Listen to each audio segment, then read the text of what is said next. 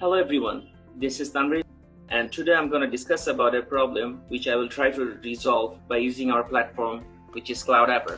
CloudApper is a platform where an user can easily build an application without writing single line of code. User can add, remove or edit any feature without writing any code. It is very much user friendly. Customer can build their application without taking help from the programmer. You just need to simply drag and drop and it will work.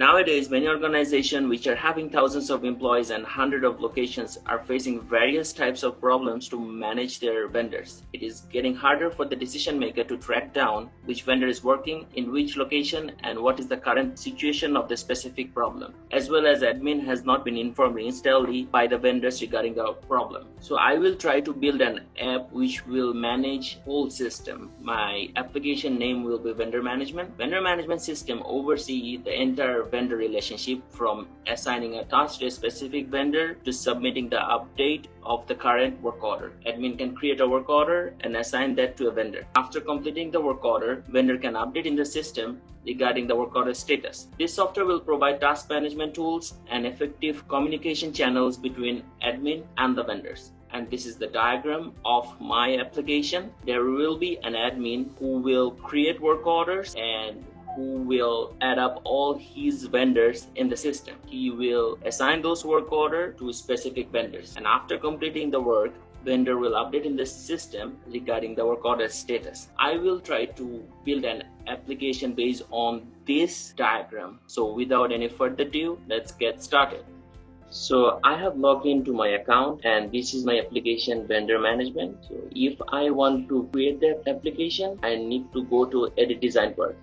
To build that application, I need to create three forms. That is vendors, this and work order and work order state. Vendor form is to add vendors in the system, and work order form is to create work order in the system and assign that to a specific vendor. And work order status is to provide update in the system regarding the work order. So I'm adding up the first form, which is vendors, naming it as vendors, and I'm dividing it into three separate columns. As we are creating this form to add vendors in the system, so we need vendors information like name, email, phone number, etc. So I'm changing the section name as vendors information and I'm dragging up the text field. We need vendors first name, middle name and last name, and like date of birth, email address, gender, phone number, etc. So I'm dragging up the first field, this text field, and naming it as first name. So text field is we will use it when we need to put input like name, numbers, email, etc. In text field, you can set whether user will use numbers or letters or emails. We can change the data type as text, integer, numeric, email, random or map. If user mess up like putting numbers in the email box, it will show error in text field. So I'm dragging up another text field and naming it as email and changing the data type as email. So I'm dragging up another text field which is middle name and another text field as last name, and we can validate by making it mandatory. And there are some basic controls in the application. We will use this to build our application. So there are some text field, text area, drop down, yes, no, switch, radio, multi-choice, time and rating option, as well as we have form, lookup and formula options and barcode options as well. So we need vendors date of birth, so I'm dragging up date option as well in the second column and naming it as date of birth. Okay, date of birth.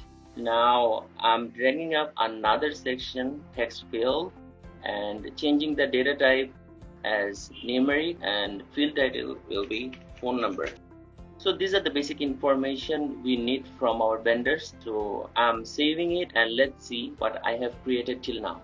So if I go to the launch app, here you can see that vendors tab has been opened and we can add up vendors. That means admin can add vendors in the system. So I'm clicking the add vendors option and naming it like Convert, and the last name is mandatory. Phone number is like something digit, numeric digit, and the date of birth I'm putting it as like this, and you can change it in this way as well. And I'm adding up the email as well, and let's see does it work or not. So if I'm saving that option and go to the vendor list, we can see that first name Tanvir has been added in the system. That means admin can add the vendor in the system.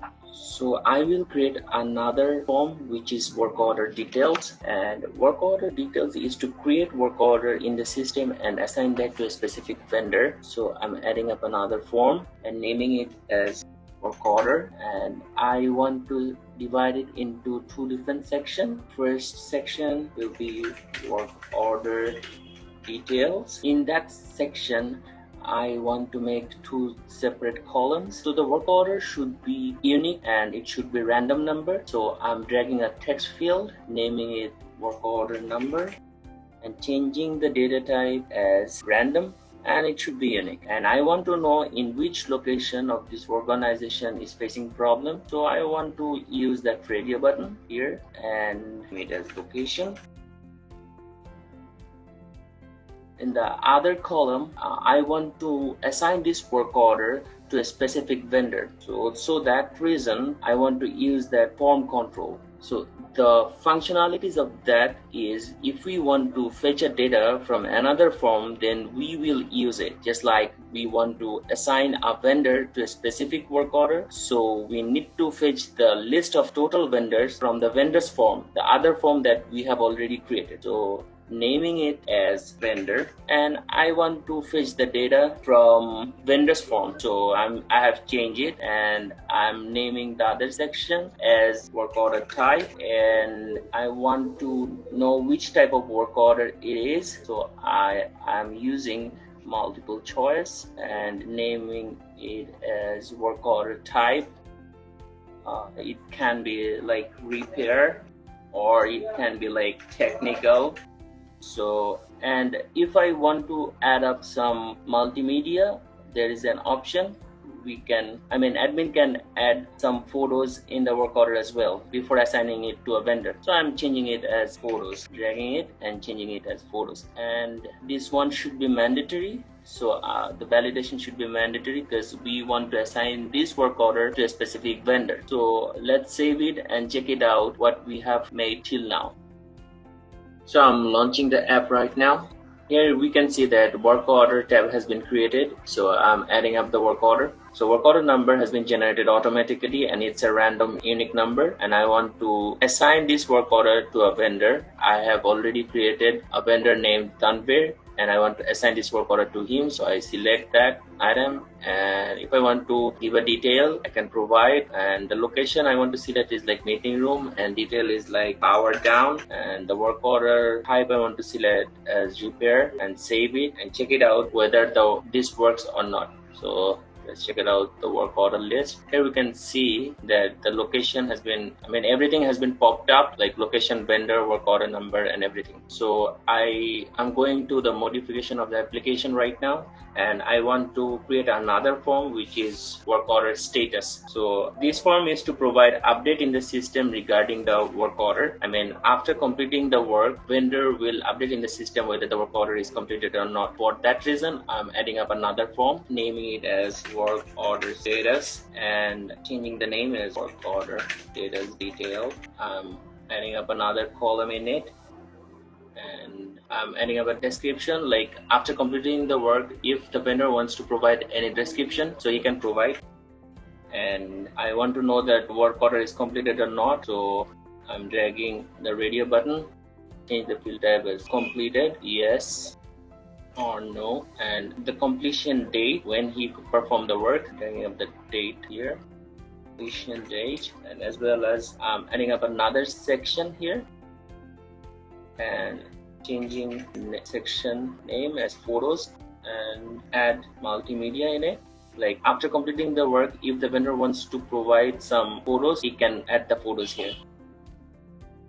And the other one is, so let's save it and launch that application and check it out what we have completed till now. So before that, I want to add a relation between the work order and the work order status. Just because, why I'm doing that, just because vendor will find the work order for which he wants to provide an update. Actually, after completing a work, when vendor wants to provide an update, he will enter into the work order status tab and all the work order will pop up and he can choose specific work order to provide the update. So let me launch the app and see what we have completed till now. Here you can see that work order status tab has been created. So after completing the work, vendor can update in the system that the work order is completed or not.